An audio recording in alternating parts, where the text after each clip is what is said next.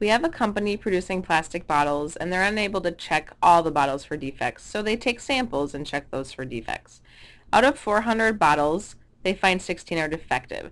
You could show that the 95% confidence interval for the population proportion of defective bottles produced that day is from 0.0208 to 0.0592.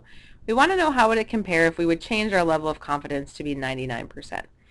If we think of our sample proportion p hat, it's the number of defective bottles of 16 out of the total of 400, and that's equal to 0.04 or 4%. If we're going to do a 99% confidence interval, this corresponds to a z of 2.575.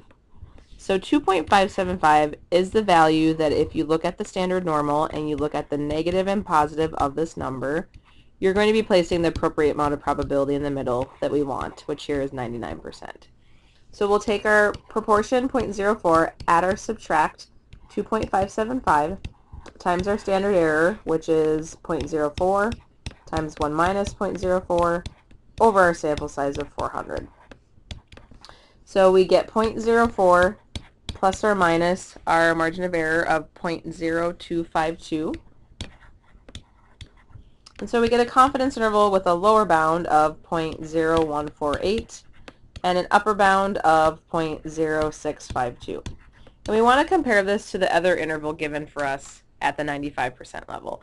And what we'll see is that this interval is wider. The lower bound is smaller, the upper bound is bigger, so overall the range of numbers is a larger range of numbers.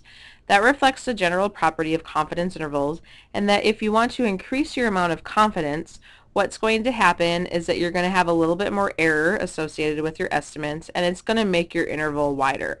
That is a trade-off. You can have more confidence in the fact that you're going to be capturing the true population value, but what it results in is a larger range of numbers. The only fix to get rid of this trade-off is if you would increase your sample size, you can retain the amount of confidence you want, but lower your margin of error.